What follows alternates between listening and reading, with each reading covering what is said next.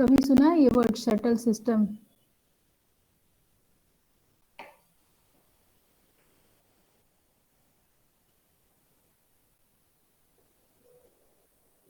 मतलब अगर इंग्लिश में बोले तो इसका क्या, इस वर्ड का मीनिंग क्या होता है, ये बताओ आप लोग। Shuttle.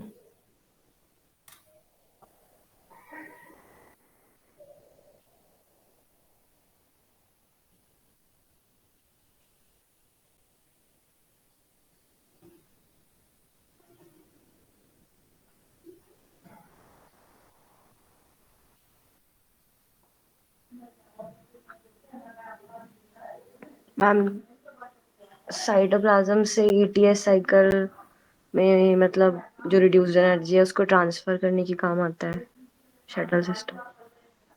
Okay, yes that is the particularly shuttle system, but shuttle system that means कि एक जगह से दूसरी जगह जो भी ट्रांसपोर्ट या फिर ये होता है वो सारे सिस्टम को हम शटल सिस्टम कहते हैं। तो since it is used in this case for this ATP and NADPH, तो वहाँ पे डिपेंडिंग ऑन किस फॉर्म में ये होता है, तो there are two types of shuttle system. Okay, so based on that only we are saying that 36 38 ATPs are produced. तो ये शटल सिस्टम केवल यूकैरियोट्स में होते हैं या प्रोकैरियोट्स में भी होते हैं? हम यूकैरियोट्स में होंगे। क्यों सिर्फ यूकैरियोट्स में होंगे? कंपार्टमेंटलाइजेशन सिर्फ यूकैरियोट्स में। जैसे मैम इनका माइटोकॉन्ड्रियल मेंबर मतलब माइटोकॉन्ड्रिया ही यूकैरियोट्स में होता है सिर्फ। Okay good, yes it is required in eukaryotes only. तो यहाँ पे होता क्या है कि generally what we are saying that whenever depend number of ATP produced depending on shuttle system.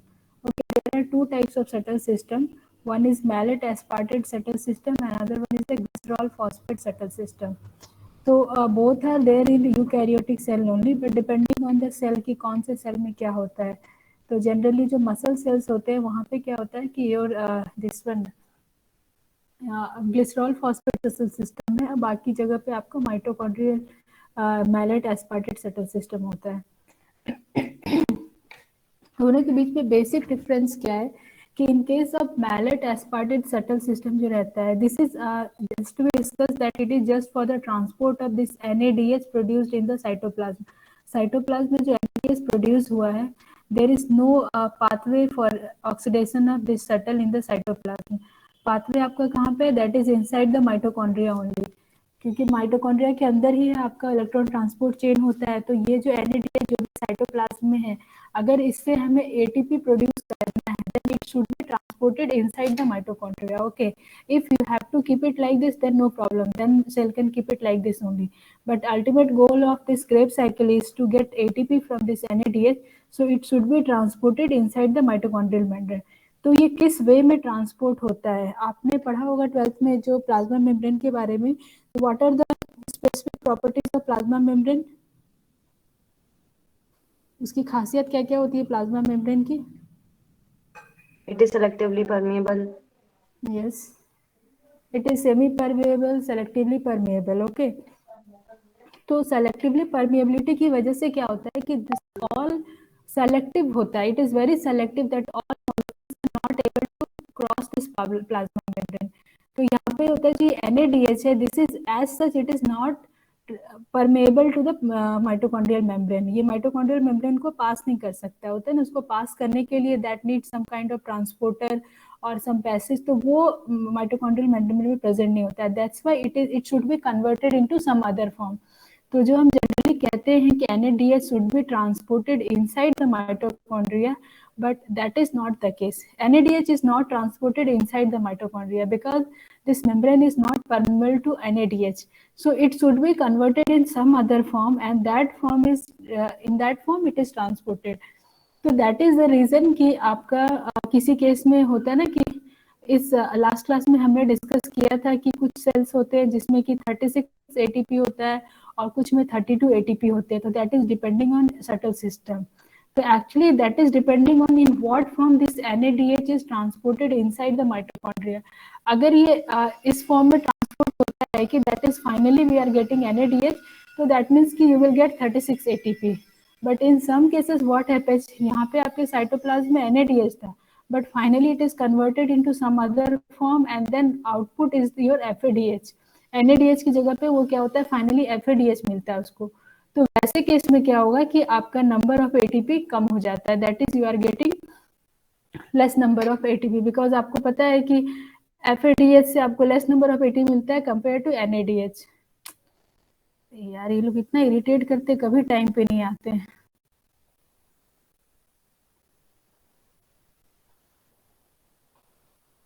Okay तो यहाँ पे आप देख रहे हो कि मैलेट एस्पार्टेट सटल सिस्टम में क्या होता है कि ये NADH होता है, इसे फाइनली NAD प्लस में ऑक्सीडाइज कर देते हैं। With the help of reaction oxaloacetate is converted into malate. जब मैलेट को ऑक्सैलोएसीटेट में कन्वर्ट करते हैं तो ये ऑक्सीडेशन रिएक्शन है, तो यहाँ पे रिएक्शन है, तो यहाँ NADH का ऑक्सीडेशन होता है and this malate is permeable to plasma membrane. तो ये malate will enter inside the mitochondrial matrix and then again this mallet is converted into oxaloacetate, और इस प्रोसीजर में क्या होगा कि एक NAD plus is converted into NADH। तो यहाँ पे क्या हो रहा है कि what NADH we had in the cytoplasm, we are getting same NADH in the mitochondrial matrix. Now this NADH will go to electron transport chain and it will give 3 ATP. Okay, so that is the reason in mallet aspartate system में more ATPs are produced. But अगर आपसे कोई पूछा जाए कि is the same NADH is transported into the mitochondrial matrix, तो your answer should be yes और नो। No ma'am. यस, तो आंसर शुड बी नो, क्योंकि सेम वो ट्रांसपोर्ट नहीं हो रहा है। यहाँ पे it is use, it is converted into mallet and this mallet is going to the inside the mitochondrial membrane, वहाँ पे वो क्या होगा, mallet oxalate में convert होगा, then finally aspartate. So that's why we call it as a mallet aspartate. Mallet is the initial product and finally it is converted into aspartate. So we give the name as a mallet aspartate settle system. तो यहाँ NADH हो गया, but in case of glycerol phosphate settle system क्या होता है कि this NADH is converted into NAD plus and यहाँ पे जो रिएक्शन होता है DHAP is converted to glycerol 3-phosphate and this is permeable to mitochondrial membrane. But inside mitochondrial membrane क्या हो रहा है कि आपका जो ग्लिसरॉल 3-phosphate DHAP में कन्वर्ट हो रहा है and that is using FAD as a oxidising agent यहाँ पे, ठीक है। तो यहाँ पे ये FAD यूज कर रहा है, so that's why it is giving FADH2 and you know whenever FADH2 is there so it will give how many ATPs? 2। तो इन दिस केस 2 ATP। तो ऑब्वियसली यहाँ पे क्या आ रहा है कि आपका इससे इसमें कम ATP हो रहा है, तो that is the reason whenever glycerol phosphate shuttle system is there, तो आपका नंबर ऑफ ATP कम हो जाता है। Okay, so is it clear mitochondrial shuttle systems?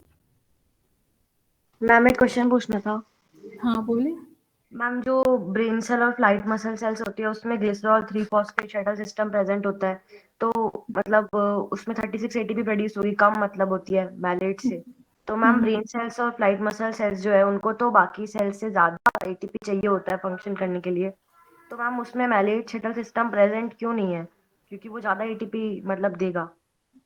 Yes, ये आपका लॉजिकल क्वेश्चन है, लेकिन डिपेंड करता है कि वहाँ पे सबस्ट्रेट और एंजाइम कौन सा प्रेजेंट है ज़्यादा, उस पर भी डिपेंड कर रहा है कि ये सिस्टम जो यहाँ पे मैलेट एंड ऑक्सलेट ये ब्रेन की सेल्स में वहाँ पे कम होते हैं, जिसकी वजह से ये प्रेफर करता है।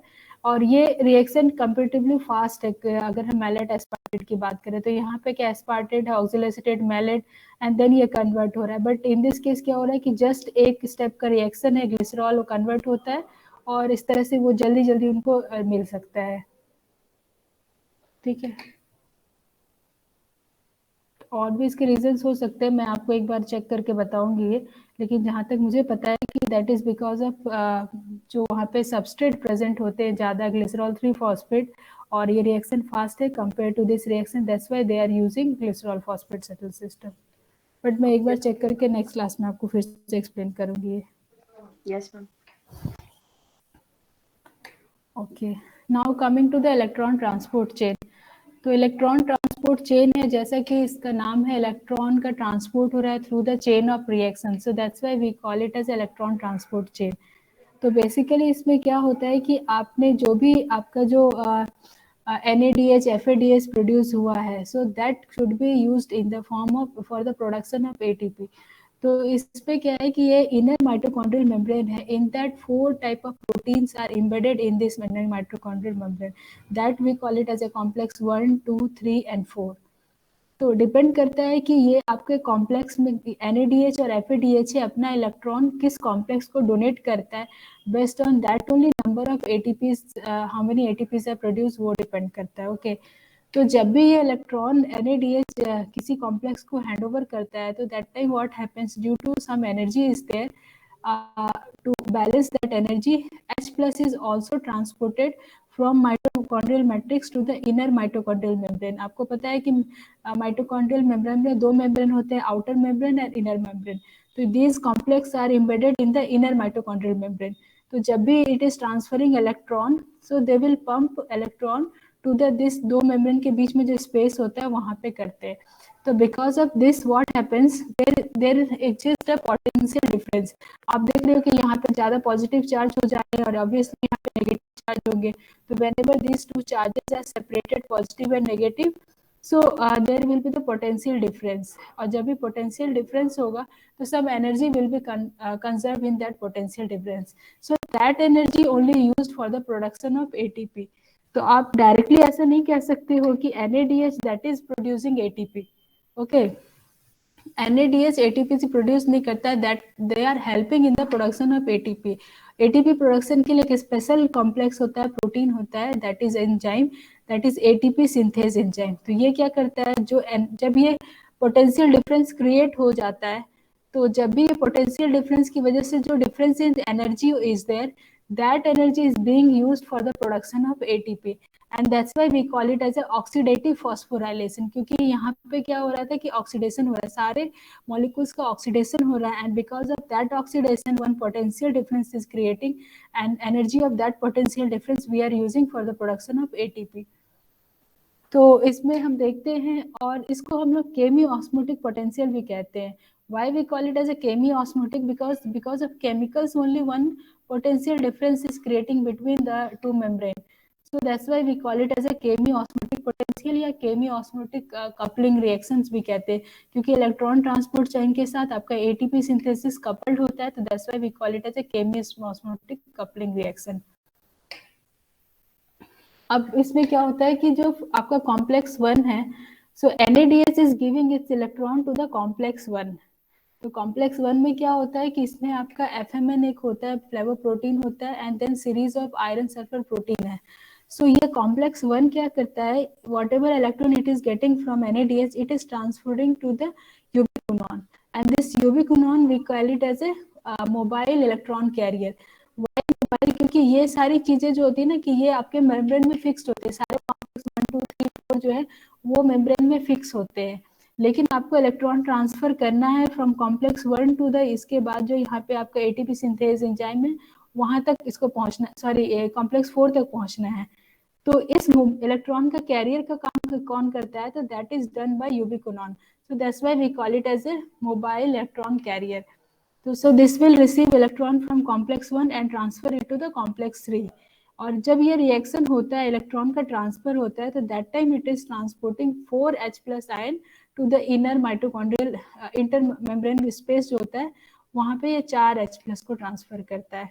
सिमिलरली आपका जो FADH होता है, it will contribute its electron to the complex 2, और ये कॉम्प्लेक्स 2 क्या करता है, फिर अपना इलेक्ट्रॉन यूबिक्विनॉन को देता है, and this ubiquinone will transfer to the complex 3।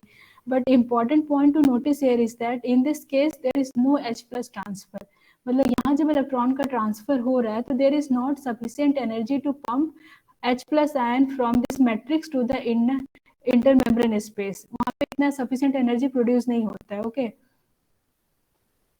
उसके बाद क्या होगा कि कॉम्प्लेक्स 3 से आपका इलेक्ट्रॉन कॉम्प्लेक्स 4 में जाएगा with the help of cytochrome C, और again in this case sufficient amount of energy will be there, so that will transfer 4H+ from mitochondrial matrix to the inner membrane space, and then finally complex 4 में क्या होता है कि oxygen is converted into water with the use of energy, और in this case also that much energy will be there, so that will transfer to H+ ion।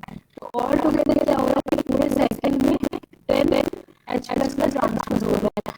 every pair of electron, जितनी pair of electron आ रहे हैं, for each pair of electron क्योंकि इतने सारे ATP जाएंगे तो कितना सारा इलेक्ट्रॉन वहाँ पे ट्रांसफर होगा, सॉरी H+ ट्रांसफर होगा, and that is creating a potential difference. Okay, so is it clear till this? इसमें आपको ये सारा सीक्वेंस याद रखना है कि कैसे इलेक्ट्रॉन का ट्रांसपोर्ट हो रहा है, कॉम्प्लेक्स 1 टू नॉन ये हो रहा है, या कॉम्प्लेक्स 1 टू कॉम्प्लेक्स 2 जा जाए, किस वे में इलेक्ट्रॉन फ्लो हो रहा है। देन कॉम्प्लेक्स 4 इसलिए याद रखना है कि यहाँ पे साइटोक्रोम 8 साइटोक्रोम 8 जा जाए, because many of the inhibitors are there that will work that will stop the electron transport between cytochrome A to A3 के बीच में stop कर देता है, तो ये cytochrome C और A के बीच में stop करता है। तो दिस सीक्वेंस यूनिट में रिमेंबर कि कैसे कैसे इलेक्ट्रॉन का ट्रांसपोर्ट होता है। अगर वो याद नहीं रहेगा तो फिर वो याद रखना मुश्किल होगा कि where inhibition is happening. Okay, उसके बाद अब आपका ये पोटेंशियल डिफरेंस क्रिएट हो जाता है पिक्चर ATP सिंथेस। तो ATP सिंथेस, यस बोलिए।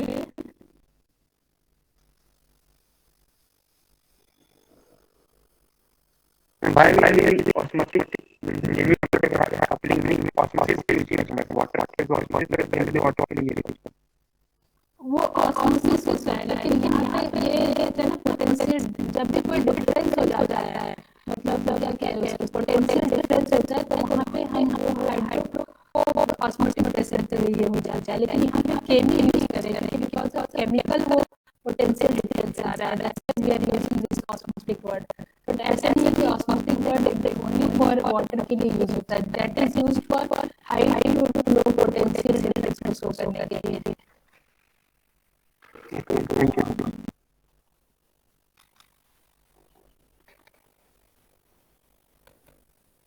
तो अब ये हुआ कि आपका पोटेंशियल डिफरेंस क्रिएट हो चुका है, आपके सारे प्लस आपके इंटरनल स्पेस पे जा चुके हैं, तो क्या होता है कि एक सिंथेसिस का रोल कम होता है।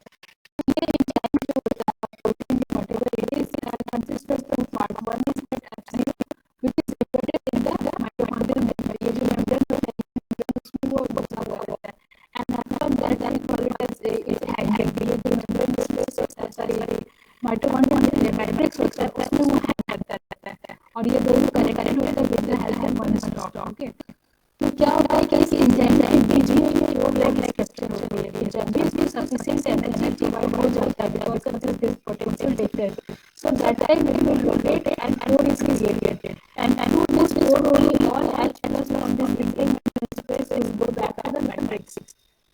और जब ये वापस जाते हैं तो उस समय क्या होगा कि जो इसका मूवमेंट ऐसा होता है और दैट एनर्जी उसकी वजह say that energy is used for the production of ATP with the help of ATP plus inorganic phosphate. तो ये जो पोटेंशियल डिफरेंस क्रिएट होगा, मूवमेंट होगा, मूवमेंट होने की वजह से क्या होगा, फोर क्रिएट होगा, and this pore only this all H+ will go back to the mitochondrial matrix, and this energy is used for the ATP production. तो जब इसको कैलकुलेट किया गया totally what is observed that for each production of each molecule of ATP there are four protons are required. Okay, मतलब एक ATP बनाने के लिए 4 H+ ट्रांसपोर्ट होना चाहिए, तो उसकी वजह से जो एनर्जी होगी that is sufficient for the production of 1 ATP।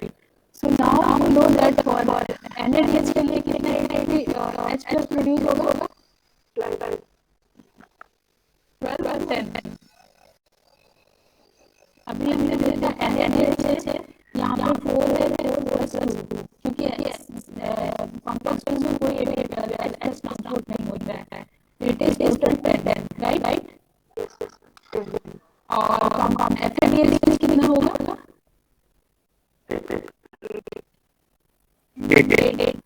8 कैसे होगा। FADH किस कॉम्प्लेक्स को आपको अलग देता है, तो सेकेंड के बाद सेकेंड में यस तो 4 + 6 होंगे। ओके, तो ये भी आता है, ये भी बहुत इंपॉर्टेंट है कि NADH जब जा रहा है total 10 H+ has been transported, but when NADH is giving its electron so only 6 H+ is there। तो आप इससे समझ सकते हो कि जब 10 NADH जा रहा है तो how many ATP will be produced, because for 1 we need 4, तो 10 से कितना होगा 2.5। ओके, pH में कितना होगा 1.5 राइट।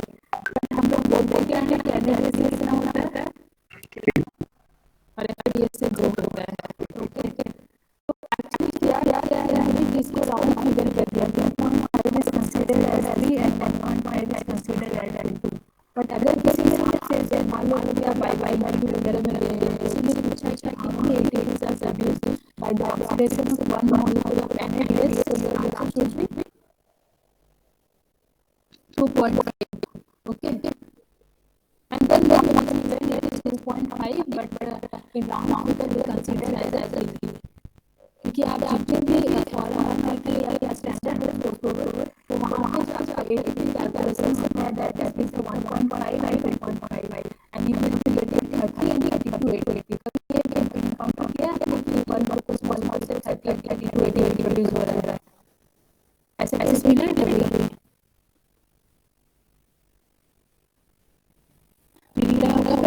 दिया होगा मैंने जनरली हम 36 and 38 याद रखते हैं, बट एक्चुअली इट इज 30 और 32 डिपेंडिंग ऑन द फॉर्मूला ये 30 और 32 बिकॉज़ यहाँ पे ये लोग कंसीडर कर रहे हैं दे आर कंसीडरिंग 2.5 ATP पर NaDH and 1.5 ATP पर FADH। बट अगर क्वेश्चन में आप मान लो सपोज ऑब्जेक्टिव क्वेश्चन है वहाँ पे 4 ऑप्शन है, अगर उसमें 2.5 है then you have to give 2.5 और अगर क्लियरली ब्लैंक है देन जस्ट क्योंकि ये चीजें बहुत सारे लोगों को पता है। मान लो आप मुझे डेरिवेशन में तो मुझे आप क्लियरली हो गया 2.5 इसमें आएगा marks, but suppose external exam हो रहा है, एक्सटर्नल क्लोज जा रहा है, क्लियरली ब्लैंक है then you have to answer 3 and 2 only. But objective question में अगर ऑप्शन में 2.5 है और 1.5 है देन यू सेलेक्ट 2.5 and 1.5 होगी। अगर नहीं है then you can select 3 and 2। Is it clear?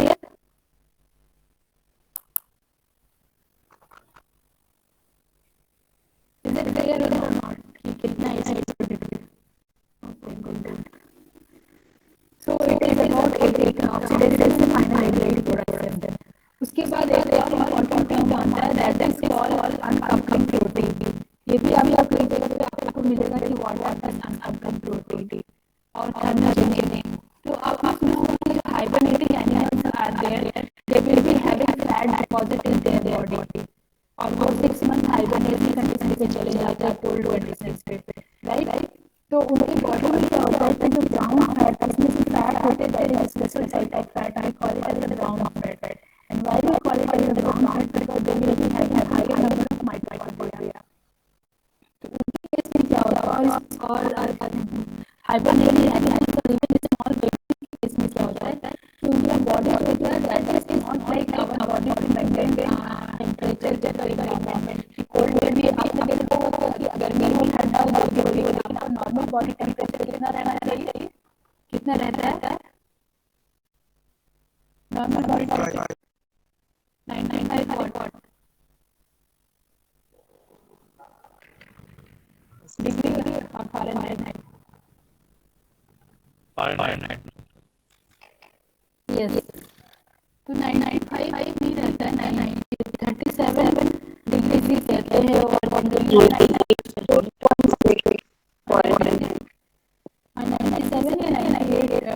रहता है वो और 37 डिग्री की बात करते हैं। बॉडी हमारा बॉडी क्या होता है we are able to adjust according to weather it is cold और वार्म, अपना बॉडी टेम्परेचर हमेशा कांस्टेंट रहता है, जैसा सिचुएशन रहता है उसका बॉडी उसको मेंटेन कर लेता है। बट छोटे बच्चे हैं या फिर ये जो हाइबरनेटिंग एनिमल्स है उससे क्या होता है कि they will not be able to maintain the body temperature during cold, so that time they will be having a special type of protein in their mitochondrial membrane, so that we call it as a uncoupling protein or thermogenic। उसका काम क्या होता है कि अभी जो हम लोग देख रहे हैं यहाँ पर ये कोड क्रिएट होता है and through this code is going and it will be used for the production of ATP। But यहाँ पे इनके पास क्या होगा other than this ATP synthase one more protein will be there that we call it as an uncoupling protein या thermogenic। तो उस case में क्या होगा ना कि वो एक कोड क्रिएट कर देते हैं and through that all H plus और यहाँ जो कोड से एच प्लस आता है तो that time that energy used for the ATP production. But जब ये थर्मोजेनिक थ्रू वो ATP transfer H plus transport हो रहा है, that time that energy is used for the production of heat. Energy को क्या करते हो, जस्ट हीट हम डिफरेंशिएट कर देते हैं, वहाँ पे एनर्जी प्रोडक्शन नहीं होता है, instead of that potential difference is used for the production of heat to special type of protein आता है। ये याद रखना जरूरी है, the energy of oxidation is not converted for the ATP formation, but it is associated as aggregates contributes to the maintaining of body temperature. इसके बाद next important cycle है that is hexose monophosphate present. तो इसके बारे में सुना है, what is this hexose monophosphate present?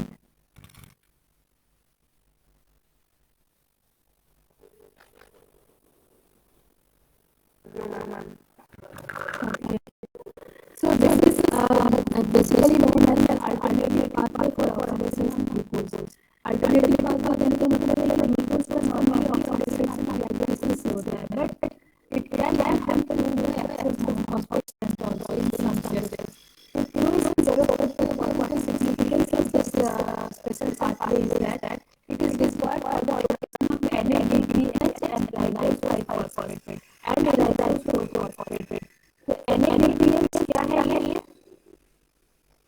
Is it same as NADH or it is different from NADH?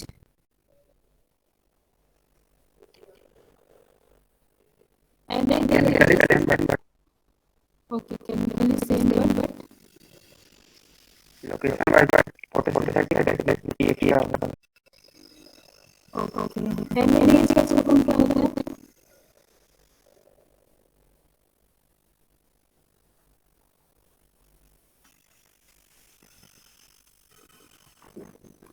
Actually, they are not chemically same, almost same, but difference is with respect to one extra phosphate.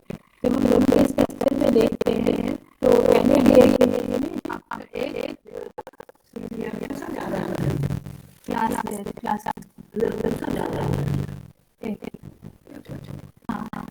एक minute में call class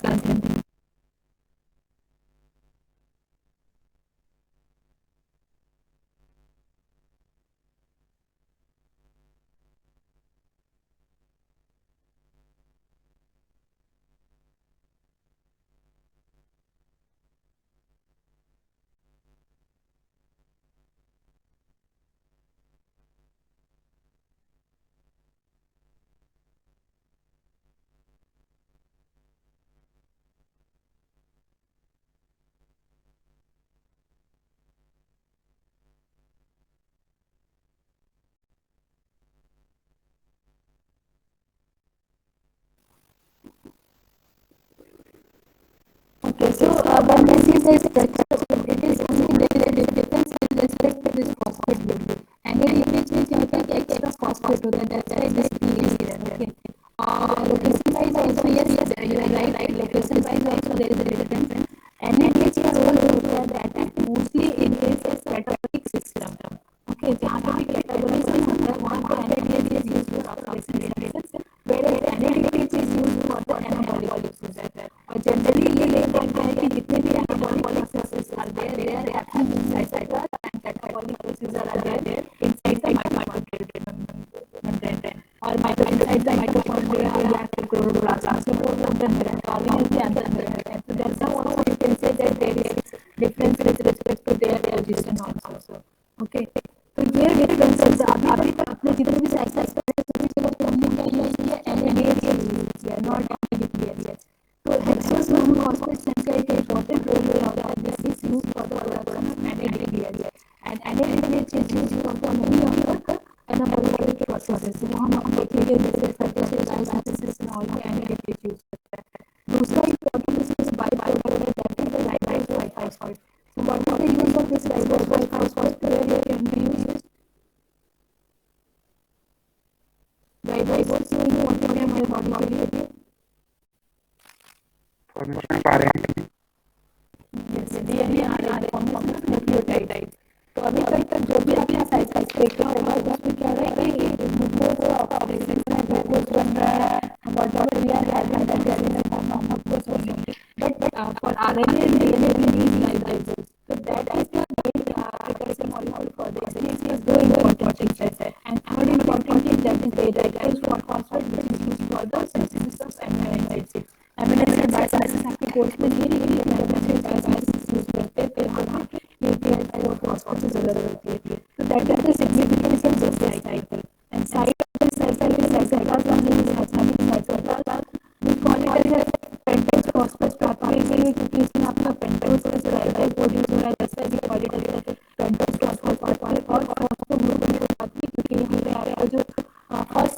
बनता है that is फॉस्फोग्लूकोनेट में बनता है, इसलिए इसको फॉस्फोग्लूकोनेट कहते हैं।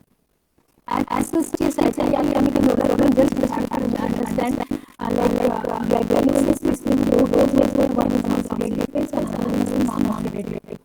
Oxidative phase में क्या होता है, glucose is converted into ribose 5-phosphate and non-oxidative phase में क्या होगा, this is called regeneration phase. तो यहाँ पे क्या होगा, राइबोज होता है that is converted into different forms and finally क्या होगा, glyceraldehyde 3-phosphate, fructose 6-phosphate and glucose 6-phosphate, मतलब ये change होता है. In second cycle only इतना is 4-phosphate is there. So mostly इसमें क्वेश्चन ये पूछा जाता है, what is the significance of this such phosphates? Why it is required in our body? So that I need to understand. And side क्या है वो चीज आप समझना है, ठीक है.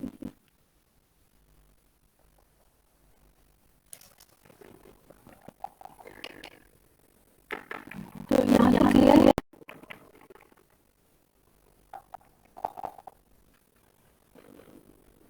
The next important thing is glyoxal cycle. Glyoxal cycle कहाँ पे होता है?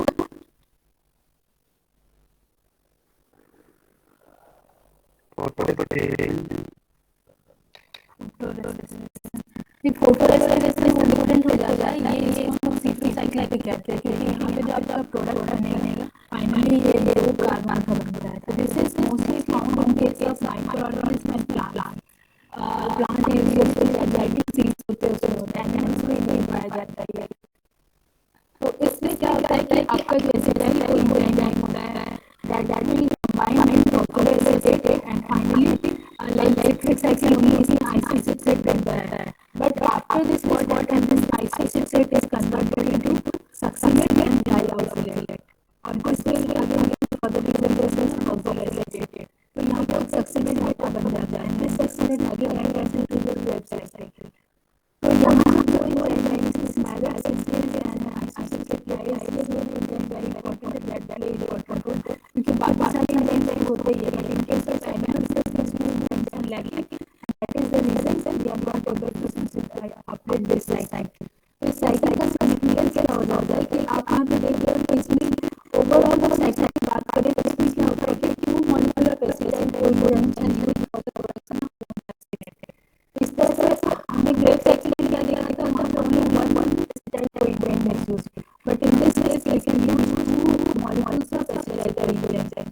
Second thing is that the plant or microbes also they can use other acetate also for the formation of pesticide coenzyme or this pesticide coenzyme now can enter into the grape cycle directly or by the formation of pesticide. But हमारे body में अगर ये pesticide coenzyme synthesis enzyme होता है जिसकी वजह से use acetate as substrate. तो माइक्रोब के केस में आपने पढ़ा होगा कि वो किसी सबस्ट्रेट का मतलब सबस्ट्रेट के ग्रुप हो जाते हैं because they may have so many other options than us to use different types of chemicals. So they can use acetate also for the production of pesticide coenzyme and this pesticide coenzyme can be converted into succinate and the succinate now enters into the BCA cycle. तो उसकी efficiency क्या होती है, ज़्यादा हो जाती है क्योंकि जेनेटिक सीड की ज़्यादा एनर्जी की जरूरत होती है, फास्ट एनर्जी की जरूरत होती है. तो हमारे pesticide coenzyme के succinate में वो डायरेक्ट कन्वर्ट करता है and then they will be getting more energy. So that is the significance of this glyoxal cycle. So this is all about your carbohydrate metabolism. किसी को डाउट है कि carbohydrate metabolism?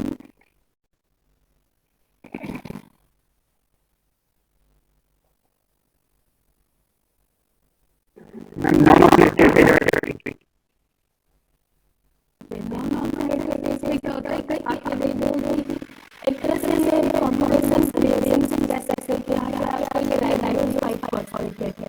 तो ribose 5-phosphate क्या होता है that can be converted into cellulose 5-phosphate and ribose 5-phosphate और ये भी 5 कार्बन है, ये भी 5 कार्बन टोटल क्या होगी 10 कार्बन. तो इसमें से क्या होता है कि ये जो आपका जाइलेज मतलब राइबोज से जो कार्बन हटाकर इसको ऐड कर देते हैं that will form 7 carbon compound pseudohaptulase and इसमें जो 3 बच जाएगा that is called glyceraldehyde 3-phosphate.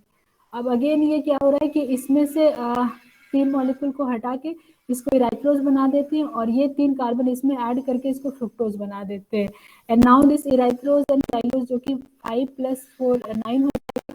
तो इसमें अगेन ये क्या होगा कि इसमें से कट करके 2 इसमें डाल देंगे तो वो आपका फ्रुक्टोज बन जाएगा और एक ग्लिसरॉल्डिहाइड 6 फॉस्फेट बन जाता है। तो ये काइंड ऑफ होता है ना कि अरेंजमेंट रीअरेंजमेंट कह सकते हैं, एक में दोनों को मिलाया फिर दो को कट कर दिया, तो इसका ये काम होता है। तो इतना डिटेल आप लोग को पढ़ने की जरूरत नहीं है, जस्ट यू अंडरस्टैंड। मेन आपको याद रखना है कि what is the significance of this hexose monophosphate shunt. Okay, thank you. Okay, तो ये टॉपिक भी आपका कंप्लीट हुआ है यहाँ पे। मैम हाँ बताइए। जो 0.5 मतलब जो 0.5 एटीपी होता है उसका स्ट्रक्चर कैसा होगा, मतलब जैसे कि एटीपी एडिनोसिन ट्राइफॉस्फेट तो वो पता है, अब जैसे कि 2.5 1.5 एटीपी बन रहे थे तो उसका क्या मतलब कि स्ट्रक्चर कैसा होगा? स्ट्रक्चर वही होगा, मतलब जो एटीपी का जो स्ट्रक्चर रहता है वही रहता है, लेकिन वो एग्जैक्टली कहते हैं ना कि मतलब क्या कहें, उतना एनर्जी ही केवल प्रोड्यूस हो सकता है कि उतना एटीपी बनेगा। ऐसा नहीं कि वो आधा एटीपी बन रहा है।